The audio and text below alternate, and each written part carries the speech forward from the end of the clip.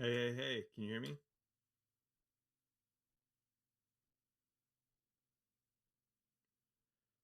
1, 2, 3, 4, 5, 6, 7, 8, 9, 10.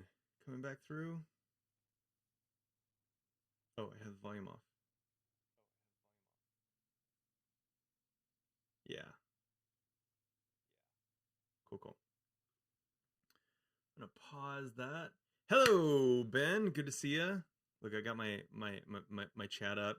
I gotta figure out the overlay thing. I really need to figure out the overlay thing. I would. Do you mind jumping on a Zoom with me one of these days and kind of showing me how to use OBS? Because I need it.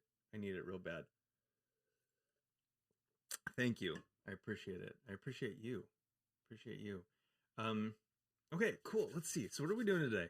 I need to. I'm just gonna let people know that I'm doing the stream thing. Um,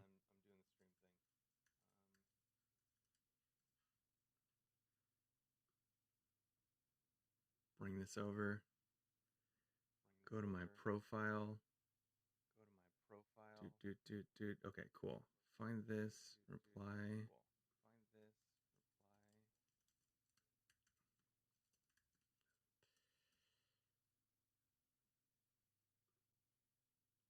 Okay, cool.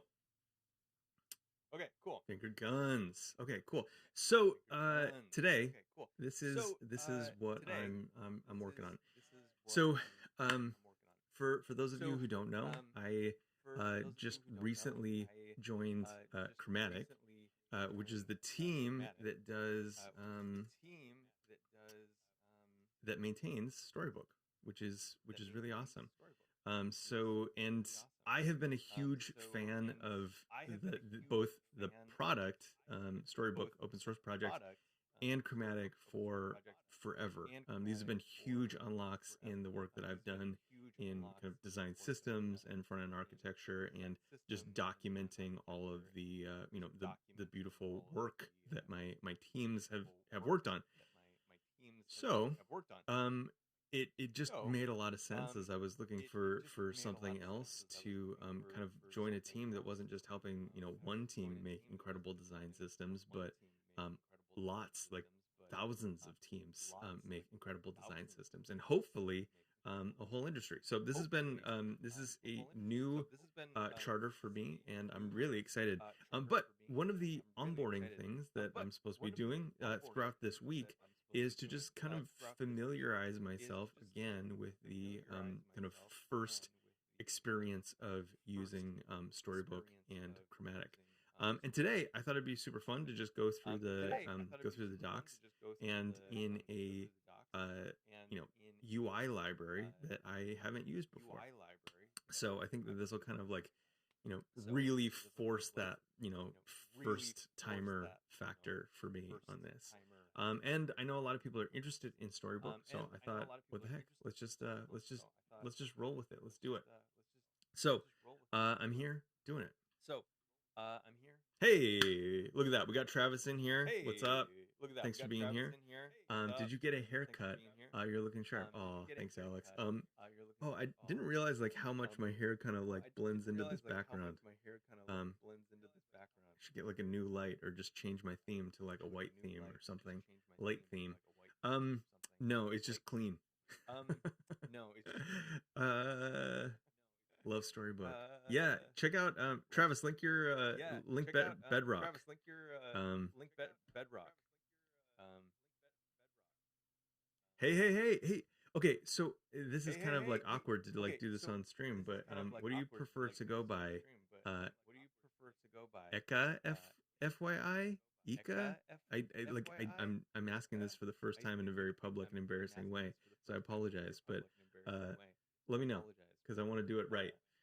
Um, bleach, yeah. Oh, that's a good idea. I could just if I just bleach my tips, the tips of my hair, then you'd be able to see the definition. Where the screen starts and my hair ends, and I wouldn't just be like floating face in the first pronunciation. Eka. Okay, cool. I hope I got that right. And yeah, let me know.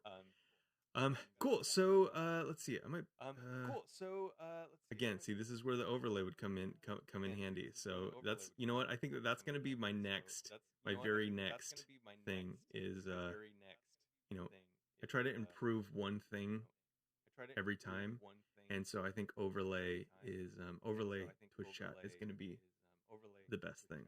Cool. Thanks for linking Bedrock, Travis. Okay, so what we're going to be working through today is this not chromatic. We're going to just be going through the documentation on how to use Svelte with Storybook, and I hope that this is a large enough font size. I think it should be, but let me know if it is not.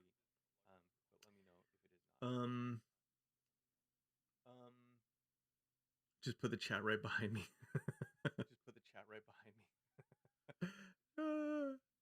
That is. Oh yeah, I had done that. Gotcha. Yeah. That is indeed the worst of all options. Thank you for calling that out. Okay, so let's just kind of run through this. I think if I'm not mistaken, this is kind of like the same. This part of it is the same, indifferent to your whichever tool you're using, UI library you're using. But let's go through it.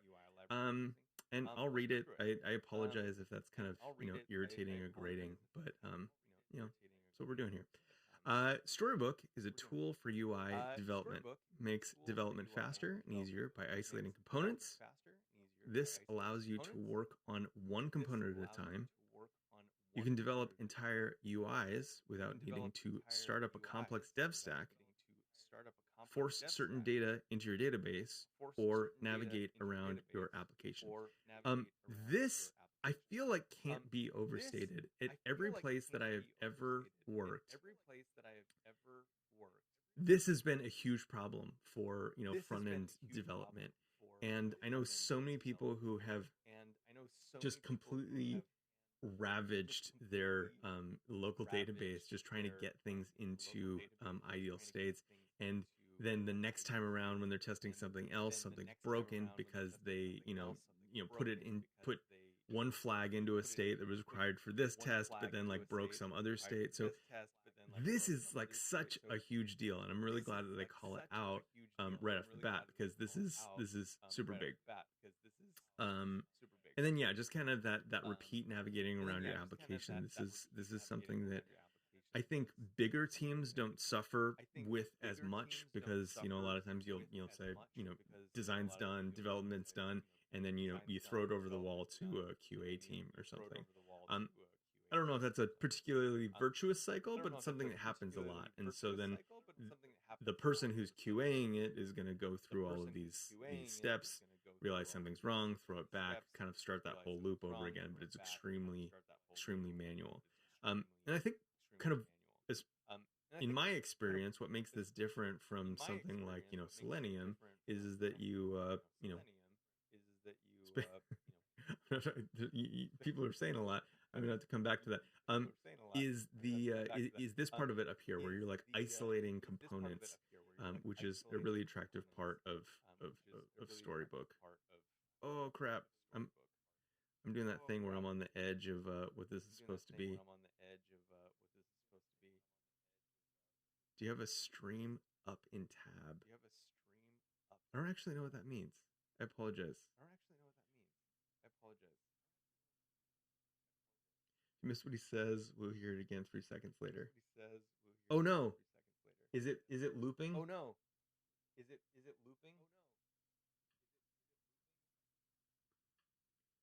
I don't think I have it. Oh, I think I paused it, but maybe not. Ah, shoot. Look at that. I didn't. Okay. I think we should be good. Let me know if that worked. Ah, there we go. Thanks so much.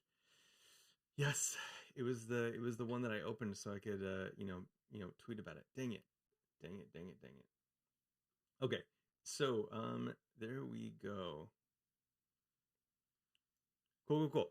Awesome. So yeah, so that's where we're at. Thank you so much for catching that. And I apologize for the echo. That's always so irritating. Okay, Storybook helps you. So let's see, so where were we? Use Storybook to build some atomic components and complex pages in your web application. If it's a UI, you can build it in Storybook. Storybook helps you document components for reuse and automatically visually test your components to prevent bugs. Extend Storybook with an ecosystem of add-ons that will help you do things like fine-tune responsive layouts or verify accessibility. It's funny. I'm probably going to write at some point about my experience through the interview process, but I'd actually built an add-on. So let's see.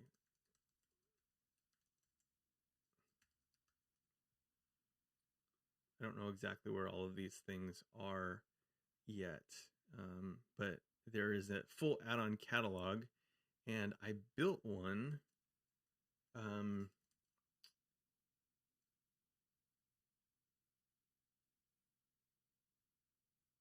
Aria Live Regions. See, look, my face is down here. Look at that. Look at that. And so what this one does is it was actually really easy to develop. Varun and I think others have made this tool that makes it super easy to build a storybook add-on and make it do whatever you need. One of the things that I've been really fascinated by is this idea of ARIA Live regions. Ben has given me quite a bit of help in how to kind of do that effectively. And these are crucially important for single page apps. Whereas before you might get that full page refresh and you have a full page and you kind of like re-navigate it. If you, even in examples as simple as a to-do app, you would go through something where you've added a to-do, but there's no evidence that it was added, right? It's just kind of like silence. Where visually you see that the to-do was added. You don't get that same feedback if you're using an assistive technology. So ARIA Live regions are a way to kind of announce some of those changes, which is really cool. And so I had made a little plugin that allows me to kind of visually see when an ARIA Live region gets new data. And so that was one of the things that I did. And it was a super fun learning opportunity. Very, very easy to do. If I can do it, anyone can do it. But anyway, verify accessibility. This is one of my favorite things about this. There's also really great kind of like default accessibility tools. Little Chan. Yes. Ben Myers. What a force. What a force. Okay, Storybook integrates with most popular JavaScript UI frameworks, experimentally supports server-rendered component frameworks such as Ruby on Rails. Super cool. Their integration with Rails, I know it's experimental, but I think that that's going to be huge. And something that I would have loved to have when I was working on Rails apps. I'm really curious if this could be extended to something like 11t. So obviously Rails is proving the concept, but like I wonder if we could use it, because like in something like 11t, you're not really using components. You're going to use some kind of like what are they called, like it's not helper, something. I can't remember the name of it right now. But I wonder if a similar approach could be taken for 11D. That'd be really nice. I was also thinking web components could be kind of the interface there for 11D.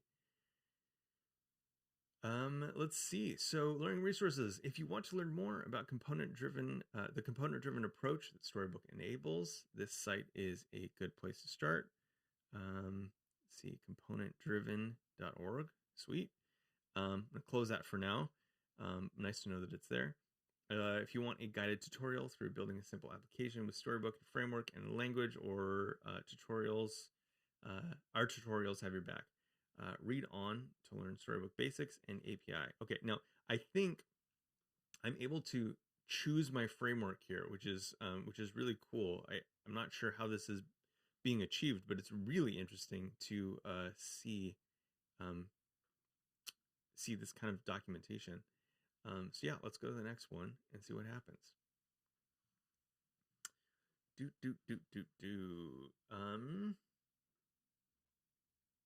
Okay, cool. So first, we're gonna install Storybook.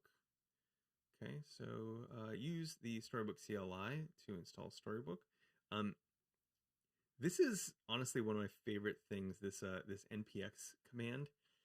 If you're not familiar with it, npx is a way to like run a script, I guess, that's on npm without having to like npm install it first. So the equivalent of this would be I would do something like npm install global sb. I get maybe sb. Um, and then I would do SB init after that once I've installed the global. NPX is sweet because it basically just grabs that and then runs it locally.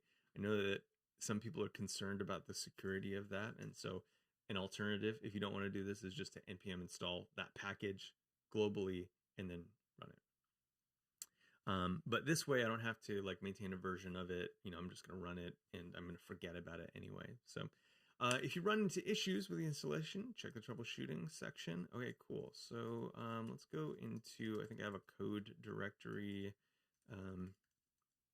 Fantastic.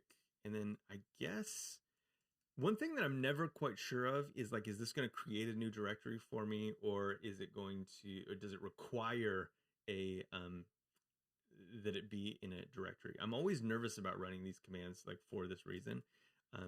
So let's just go for it and assume that it's going to make a new directory for me. That might take a second, so I'm actually going to respond to a text message.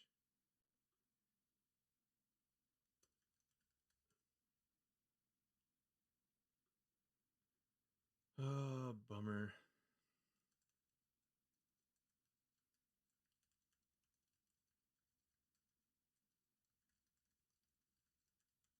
What do y'all do when you're npxing something? Is it Twitter? Is it Instagram? TikToks? I've recently gotten into TikToks. I downloaded it because I was like, oh, maybe I'll like put some educational like content on TikTok. That seems to be like a cool platform. And now I just like just scroll, just whatever's popular. I don't follow anything. It's just like whatever TikTok tells me to watch, and I'm usually laughing pretty hard, pretty hard. Oh, interesting. Okay, cool. I like this. Um, So typically, if it doesn't ask for a name, it needs to be in an already created directory in my experience. That's an interesting tell. I hadn't thought about that, but that makes a lot of sense. Oh, yes. So this is a good point. I do think you're right. I haven't run, and this is one thing that's really nice about kind of going through these docs again. I haven't run this command in a very long time. I kind of set up our storybook and it was good to go. But you're right. I think that it will read the package JSON to kind of decide what type of project you're in, which is neat. Which we're seeing right here.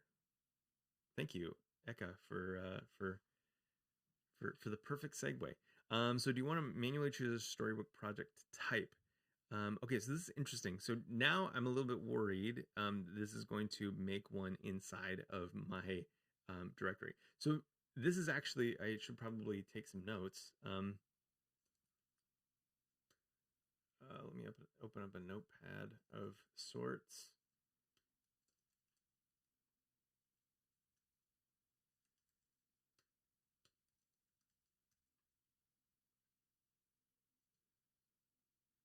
Trying to find one that will work for our purposes. That doesn't have me doxing myself with the leak of personal information.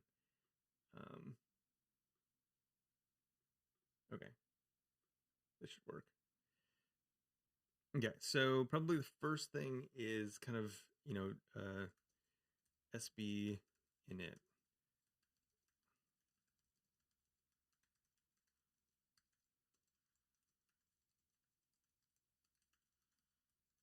Now I think that this is a very sane default because a lot of times you're not making a storybook project in isolation, right? You're using it to document components that you already have. So let's go with I think it's saying no is the default for this right now, and then let's make a project. So this is going to be SB Svelte, I guess.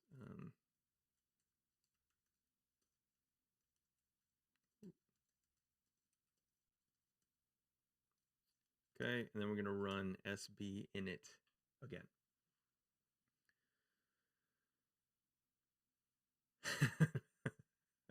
Big on TikToks. Yep, it's true. True.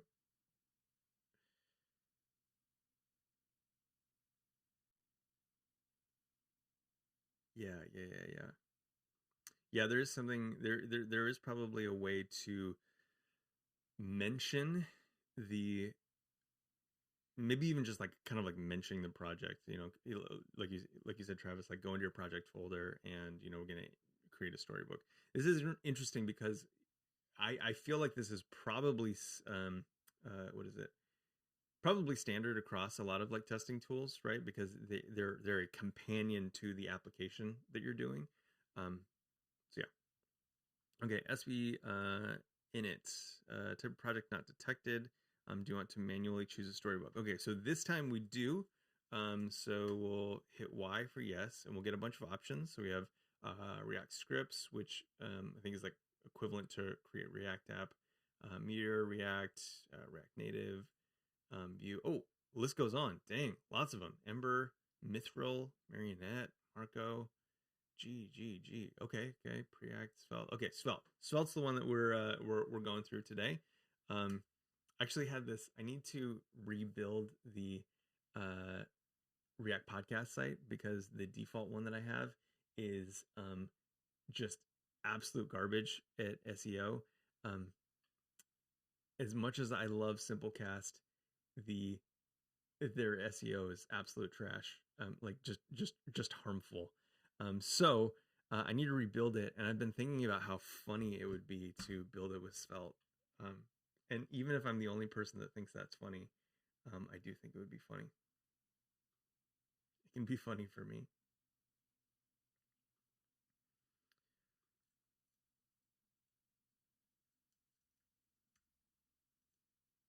Time for TikToks.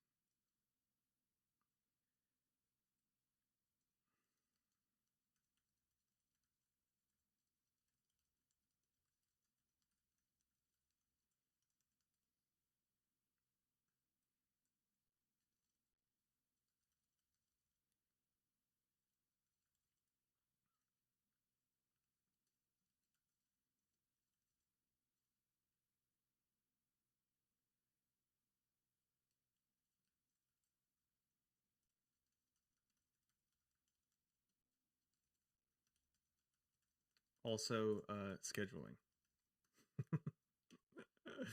uh, Slack and text message break. Okay, so what do we got? We finally got a project. Who reads the instructions above the code? Yeah, no, that's true. Sad but true. Yeah, banner blindness. Yep. Creating my course. If you create an info box, the students will skip the content and go straight there. And it's so true. I have one of the like I do this with headings. Like headings are there to kind of like guide you through the content at a very high level, right? Like it's kind of like a menu where you have appetizers and main courses and desserts and drinks.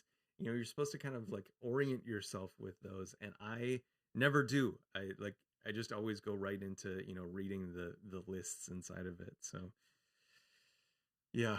Okay, cool. So we have a project now, and we started with Svelte, and we got success. and we can run our yarn storybook. So let's do that. Now I think, as far as I know, because I ran a project using NPM for a really long time, you don't have to use yarn, and I suspect, Eka, you can kind of confirm this if you use NPM or not in your storybooks, that it will also inspect your package JSON, look for like a yarn lock file or something like that, and kind of make that change. I'm not totally sure, but I think that's true. Okay, let's make this a little bit bigger, and I don't think it's started yet, so we don't have a URL. I think it's like 8,000. I get so confused with URLs. Everything's like just like slightly different. It's like, 8080, 3000, 3001, 9000. So it compiled successfully, but I didn't see the URL output. Did anyone see it and I missed it?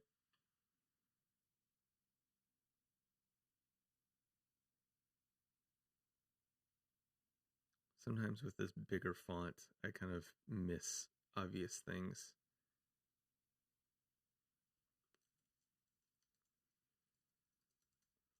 Localhost 8080, 8000. Sometimes it's even 8008. Nope. Okay. So what happened here? Very guilty of not. Oh my gosh, look at this. Yeah. Talk about not reading the docs.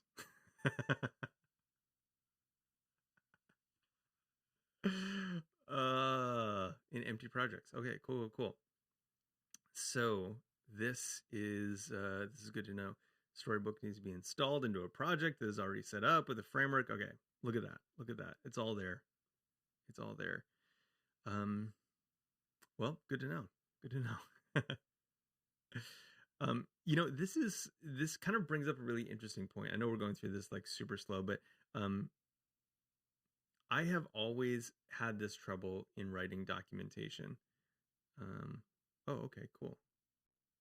Oh, I think it was that first build. Okay, look, we got that. So I was seeing what is it? There was a success message, or yeah, compiled successfully, but apparently there was more work that needed to be done, and so now that is done here. So I got a different browser up here now. Maybe I'll copy this just to make it easy on myself. I am not sure why it launched Microsoft Edge. I don't think that it's my default browser on this machine, though it might be.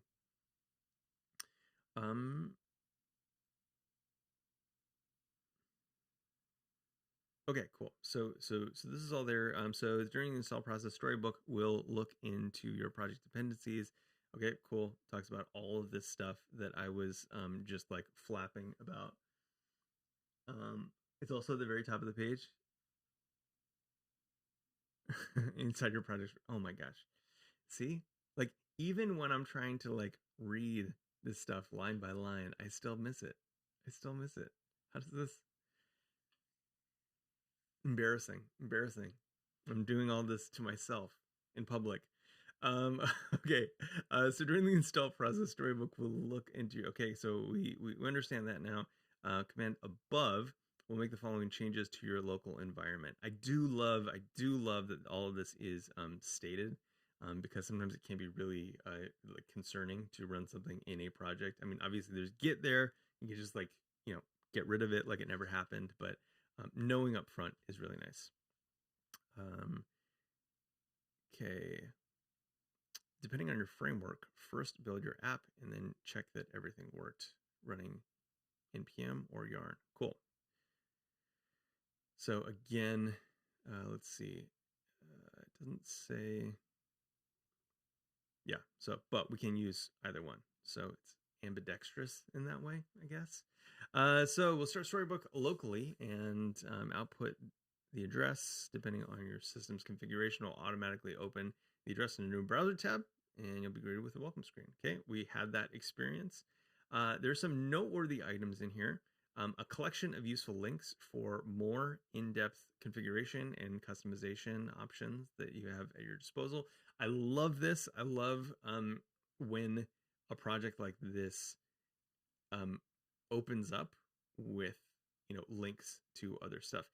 I also find it really interesting because you see a lot of kind of like first deployments from just a generated app, which is always interesting because this is now it's now providing like additional links to all of those resources, which I kind of like as a business strategy as well. Um, okay, let's see. Now that you installed Storybook successfully, let's take a look at the story that was written for us. So we have a troubleshooting section.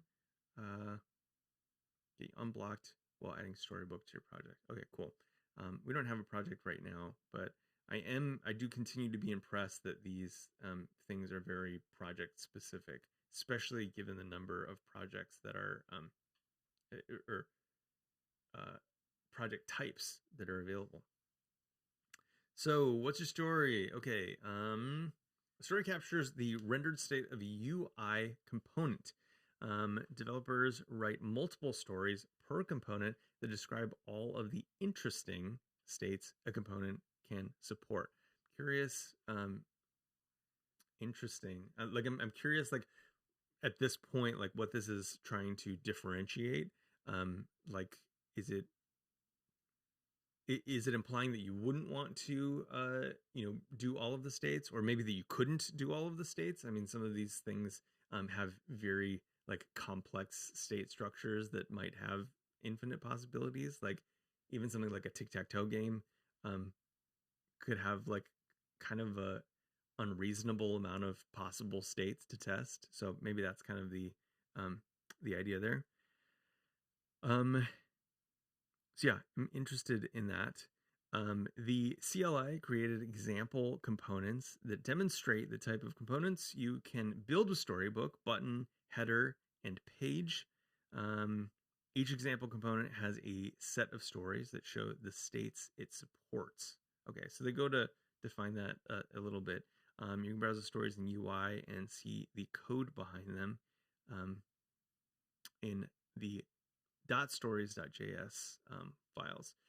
I'm just a side note. I've always liked the kind of what are these like extensions, like the pre-extension extension. I've always liked that.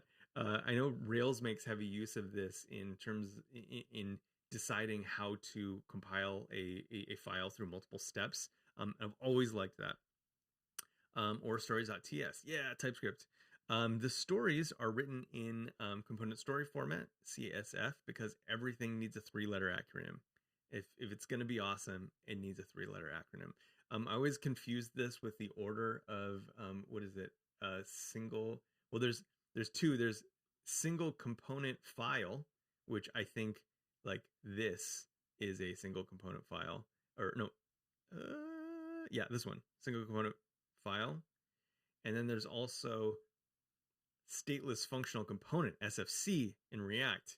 So I guess we could, if we wanted a 3-letter acronym with these same letters, we could start with the F, maybe. There's still space for that. Yeah. Okay. Yeah, of interest. Yep, that makes a lot of sense. Okay, cool. ES modules based standard for running. Okay. Let's start with the button component. A story is a function that describes how to render the component in question. Here's how to render button in the primary state and exports a story called primary. Okay, so let's look at this code, and then also I will open this up in an editor, which will be nice to... Oh, nope.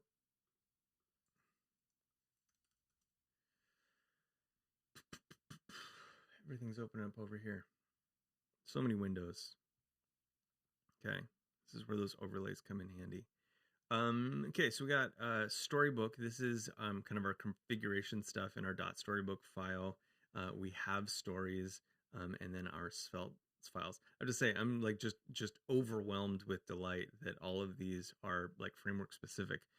That must take so much time to to do. Do you want to install recommended extension for button.stories.svelte? Yes. Install it. I'm going to be using this for sure. For sure. Svelte is so cool. I'm telling you, React podcast on Svelte. Am I the only one that thinks that's funny? It's funny, right? Like, yeah, I think it's funny. Okay, so we have import button. This is where we're going to import our single Svelte component, or see. Oh, this is the story. Okay, these extensions don't show the full story on these stories files. So this is the story. I was incorrect before in saying that was the single component file. This is the story file. We're going to import the Svelte single component file here, and yeah, 11D I feel like makes sense. Okay, but here's something that I was thinking about. One thing that I do find, this is one thing that I do find interesting about many podcast sites will have that bar across the top that persists as you like navigate across like certain things. So you press play on an episode. Not a lot of people listen to podcasts in the browser, but for this use case, you hit play on an episode, it starts in the browser, and then you can still navigate the page, which I think is a really nice experience. And I don't think there's a way that I'd be able to achieve that with 11D. Very open to options though. React 11D Svelte podcast. Yeah, that's the thing that I'm worried about. I feel like I could probably do it with like, something like PJAX or something like that, where you can like pin certain parts on the page. I'm not sure if that's, it is, I guess that's probably an option, and might be worth exploring. So yeah, might be possible. Micro front ends. Hashtag micro front ends. Cool. So let's see what we got here. We have so our button story, importing the button source code. We're exporting. Okay, so what do we got here? Export. This is the title. This is going to be the title of our. So let's see. Okay, cool. Okay. Components, buttons. Interesting. So I don't see components represented anywhere here. I just see example and buttons. And so I think, yeah. Okay. So that's where, this is an area where the kind of code and the examples diverge ever so slightly. I might make a note of that just in case it's not intentional or by design. I cannot find, I have so many windows open right now. So I'm going to put, let's see, components, button versus example button. Yeah, so that might be of interest. So again, this is how we're going to title things. And then one of the cool things about Storybook is that you just keep using, this is new. I think there used to be like a wild hierarchy about how you could like put these delimiters in to structure content. Now it's just, you just keep putting slashes in and it'll keep nesting it further as far as it'll go. So the title, it's going to put this in here. Now, one thing that's interesting about this is that this style allows you to separate from having to structure them by directory. So you'll notice that like all of these have like, example prefix. I can change the kind of grouping of them by changing this to, I guess, component. So even though I didn't change the placement of the file, now I'm going to see I moved that from components, or from example to components. So something to know about Storybook, that kind of detachment of file system with the titles. Cool. So, and then we have, this is a story. So we're using I believe this is the component story format, where we're naming a primary test. we're using the button and then we're passing in props, which is interesting. So we're creating a story specifically for this case of interest, as we learned.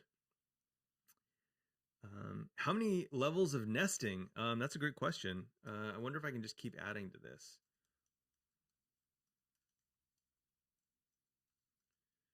I started like I failed to index that appropriately. Whoa. I don't know how many, but it's more than I would use. So let's see, I had 2 before it, so we're at 4, 5, 6, 7. This is terrible counting. This is inscrutable. Can't believe you're here. I have a feeling that it kind of goes indefinitely. Unlimited nesting. Yes, unlimited. I won't do that again. Okay, so we have so something of note again. This Svelte is using a I think it's using a slightly different syntax. So there's so many ways that you can write a story, which is interesting. So this is an MDX based story, which is all MDX. If you're not familiar, MDX is kind of Markdown with JSX.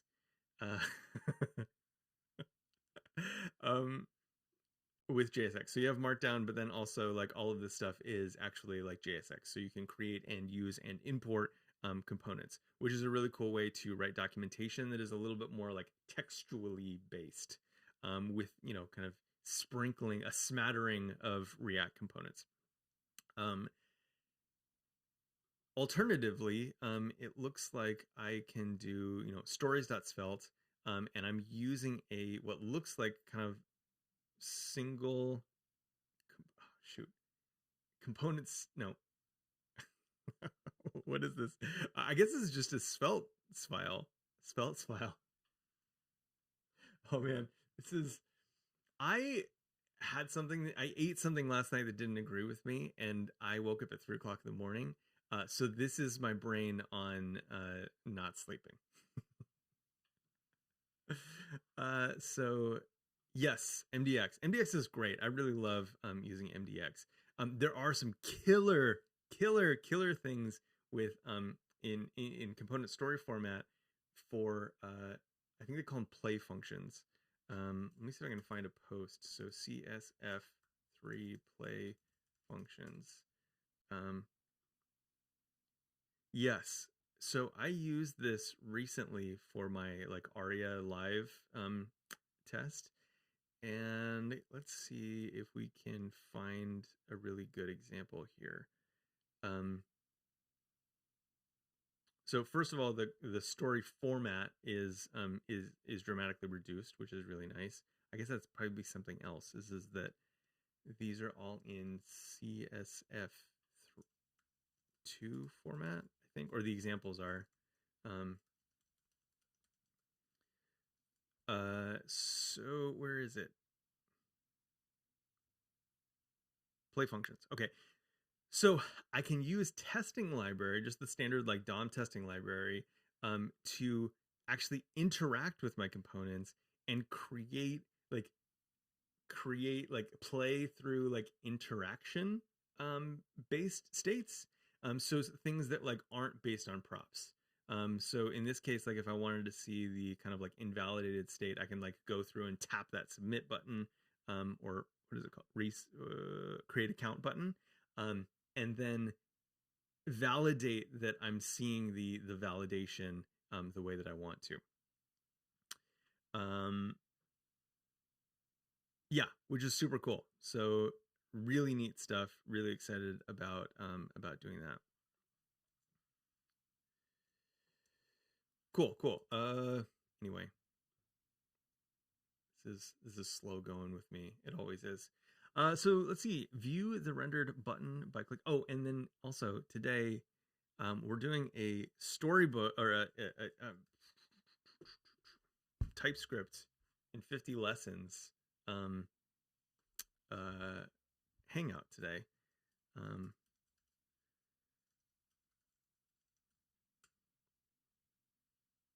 Events.lunch.dev. We're doing chapters 11, 12, 13, and 14, or lessons 11, 12, 13, and 14. No, oh shoot, that was last week. Did I not put a new event? I'm stupid. It shouldn't have all of those. Anyway, we're just doing 2 chapters today. But if you want to learn TypeScript, you should buy this book and join us, because it has been a very eye-opening experience. Really great book, even if you don't hang out with us. So let's see. So view a rendered button by clicking the Storybook sidebar. The above story definition can be further improved to take advantage of Storybook Args. Okay, cool. So this is kind of So this is definitely an area where these diverge, right? Because we're using this template syntax here, which is very Svelte, it looks like. And then we have a story component.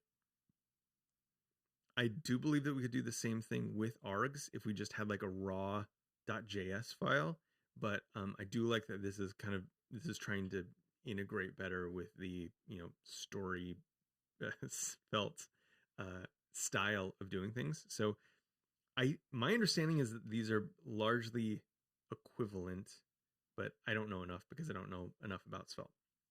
I'm really interested to understand like the Svelte file extension and what's allowed in there, because that's, yeah, I've always thought about it as just like kind of like a single component file, but I wonder if there's extra stuff that we can do in there. Cool.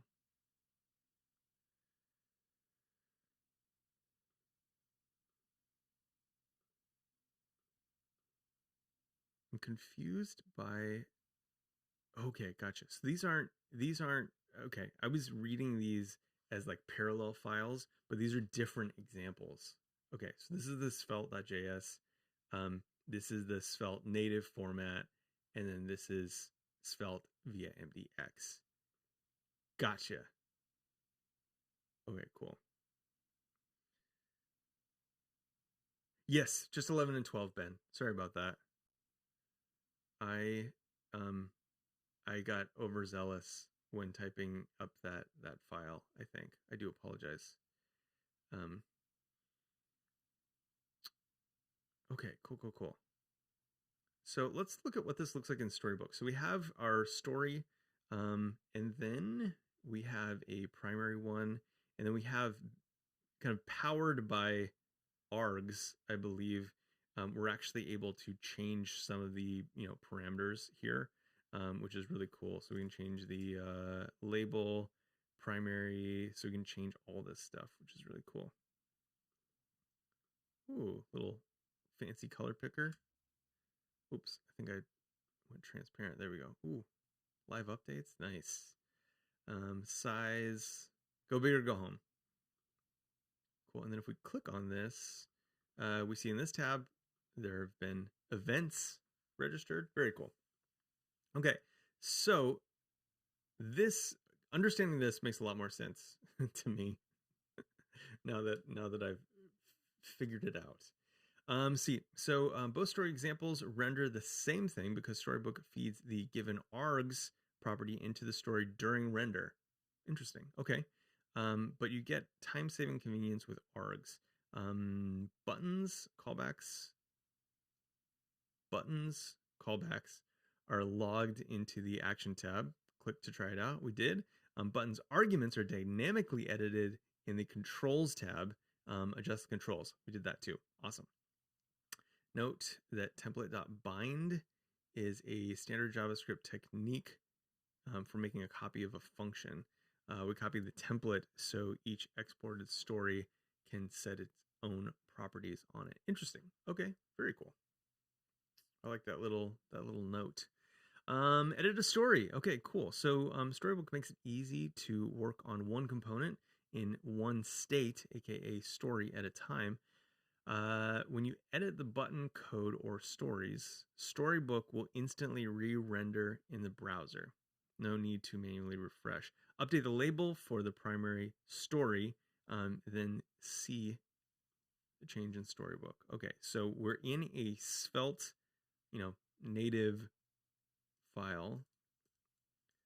So something else. I'm gonna go back here. I'm not gonna refresh or anything. Okay, cool. That happened fast enough that I am gonna do it again. Very nice. Okay. Snappy. Snappy. Let's see. Okay, so we did that. Stories are useful. Also useful for checking the UI. That UI continues to look correct as you make changes. The button component has 4 stories that show it in different use cases. View these stories now to confirm that your change to primary didn't introduce unintentional bugs in other stories. Okay. So we changed this use case, but all of these remained the same. Excellent. Very nice. Very nice. Check your component stories as you develop. Helps prevent accidental regressions. Tools that integrate with Storybook can also automate this for you. Enter Chromatic, I'm guessing. No? Huh. Curious.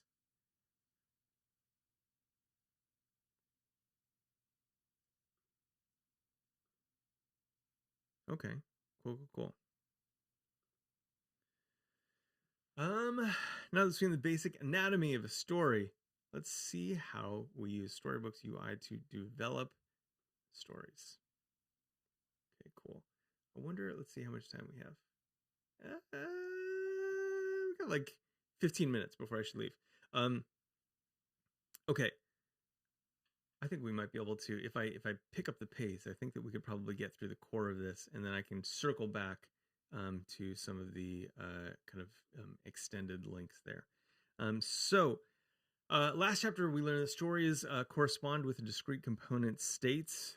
This chapter demonstrates how to use Storybook as a workshop for building components. Cool. This is something that I've always loved about Storybook, is the fact that it is like the UI engineer's like development environment. See you later, Eka. Thank you so much for being here. Yeah, sorry if I missed you just a second ago. Let's see. So sidebar and canvas, a star.stories.js file defines all of the stories for a component. Each story has a corresponding sidebar item. When you click on a story, it renders in the canvas as an isolated preview iframe. Okay, that is handy information to know for sure. Navigate between stories by clicking on them in the sidebar. Try the sidebar search to find a story by name, or use shortcuts. Click the Storybook menu to see the list of shortcuts available. I use this all the time.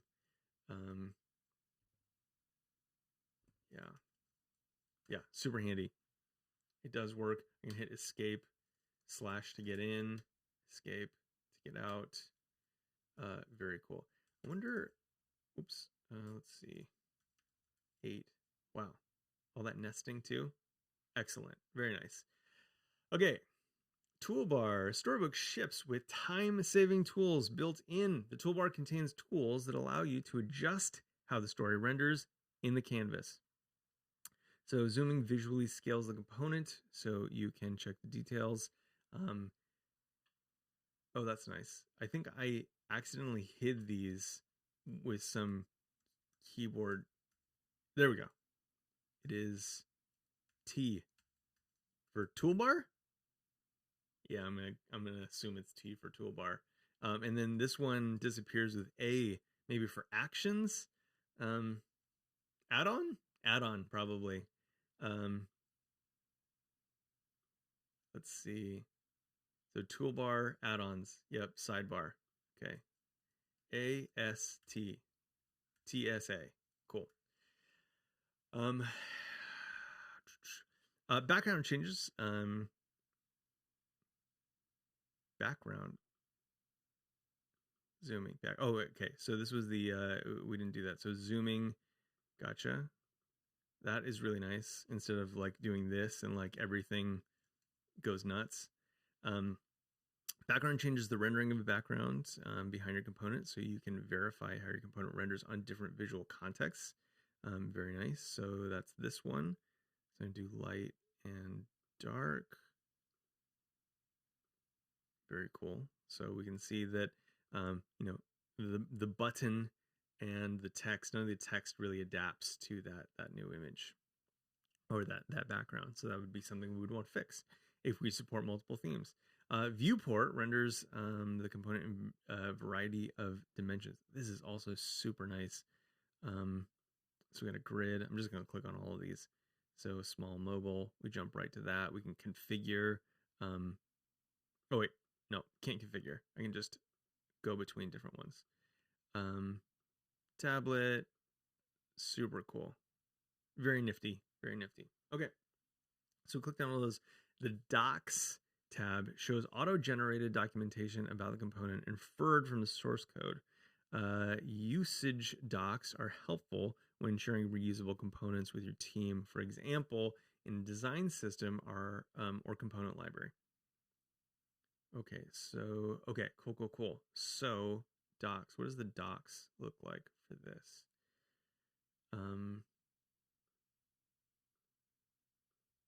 Okay, so introduction is an MDX file, so it looks the same regardless. You lose some of the tools, so that's worth noting, but it does look the same regardless. Let's jump into button. When we go into, so we have this canvas, and the canvas has this, you know, our add-ons, which we can, you know, play around with. But then when we go into the docs view, which is very nice, we have that example pushed into here. We lose the add-ons. Or actually, let's see, does this,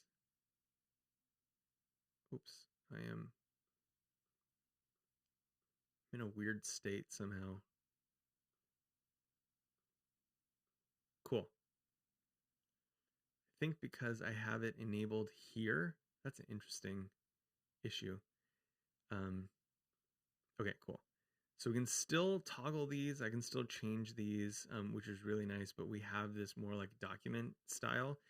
So even those, these are discrete tests, because they're discrete tests, and they have their own canvas, which so they'll be tested in isolation of each other. We have this doc, which provides the full documentation for this component, and it's composed of all of those examples. Now, something I want to see here is how we are, let's see, writing this. So stories, button, stories, svelte. Okay, so again, we have this kind of like meta here, which is putting the title in, and then it's through passing the button component to this component prop that we get this magic here, where it introspects all of the you know, the prop API. I think. Let me take that away. Maybe not.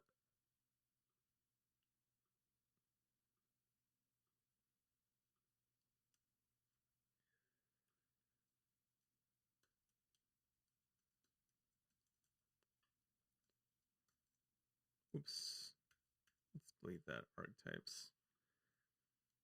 Interesting.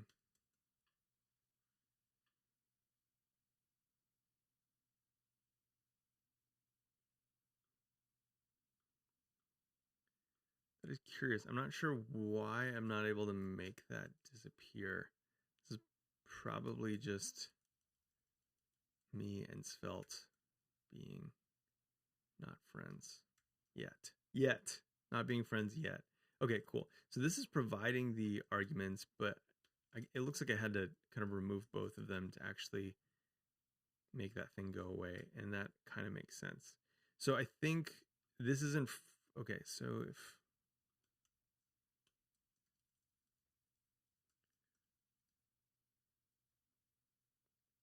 So do we get anything by adding those back? Oh, okay. So I think we're providing the defaults, it looks like.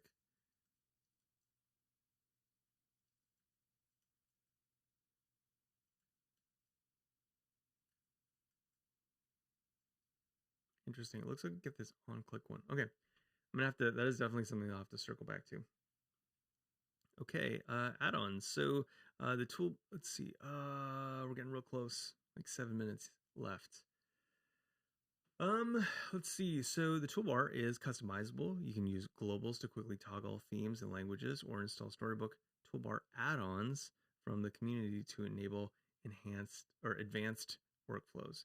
So add-ons are plugins that extend Storybook's core functionality. You can find them in add-ons panel, a reserved place in the UI, Storybook UI below the canvas. Each tab shows the generated metadata, if you prefer, logs or static analysis for the selected story by the add-on. Okay. Controls allow you to dynamically interact with the component's Args inputs. Yep. Actions help you verify interactions produce the correct output via callbacks. Great. Storybook is extensible. Our rich ecosystem of add-ons helps you test, document, and optimize your stories. You can also create an add-on to satisfy your workflow requirements. Yep, absolutely. Add-on section. Very cool. And then I'm sure that this add-on kit catalog, but no kit. Maybe that's not advertised yet.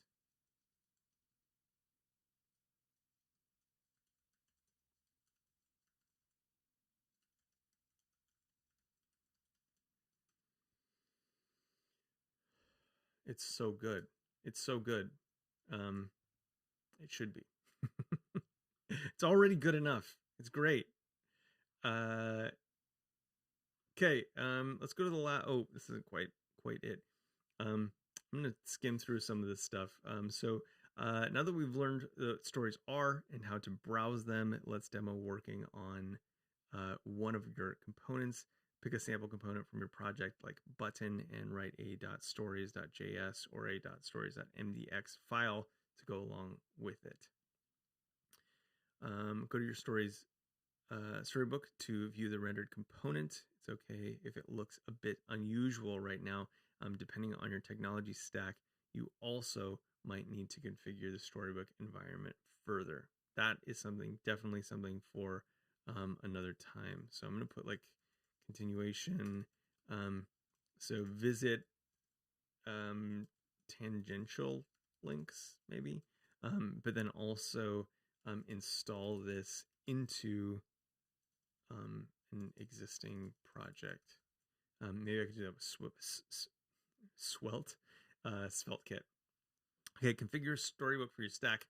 Storybook comes with a permissive default configuration. It attempts to customize itself to fit your setup, but it's not foolproof. Project may have additional requirements. Cool. And then details on how to do that. Render component styles. Storybook isn't opinionated about how you generate or load CSS. It renders whatever DOM elements you provide, but sometimes things won't look right out of the box. You may have to configure your CSS tooling for Storybook rendered environment. Here are some setup tips. Awesome. I love this. I ended up using like, global or like import styles for a lot of this, but really, really, really nice that there are ways to kind of get into this. I'd be curious, like what, let's see, what are environments? I always have to say it with the N when I'm spelling it. What are environments that are great, like the demo required config well? That's a question that I have. Like Next is obviously huge, and you could use any number of CSS and JS styles, including their like style tag. Load assets and resources if you want to link to a static file, link to static files. project story. Okay, cool. This is all good to, I think we could probably spend some serious time just kind of exploring this. But I think that it'd be best to do it in the context of a project that, a useful project. Congratulations, you learned the basics. Storybook is the most popular tool for UI component development and documentation. You'll be able to transfer these skills to thousands of companies that use Storybook to build UIs, including GitHub, Airbnb, and Stripe. If you'd like to learn workflows for building app UIs with Storybook, check out our in-depth guide over at the tutorials page. Continue reading for detailed information on how to use Storybook APIs. So how to write stories, how to document components and design systems, view example storybooks from leading companies. Oh my gosh, so much cool stuff to go through. But with that, I do have a book club, and we're going to be learning some TypeScript. So if you want to hang out, even if it's your first time, you can just go to events.lunch.dev/Discord, and we can get you started over there with some TypeScript. Very low ego, low pressure group that we have over there. So we just want to help each other learn from each other. So anyway, thanks so much for hanging out with me on this journey through the getting started documentation of Storybook. I think that I learned a few things, specifically that when I'm on pages like this, I need to read the gray text. Just read it in order, and everything will be fine. So anyway, thanks for being here. Let me give my hand in there. There we go. Peace. You're awesome, and see you next time.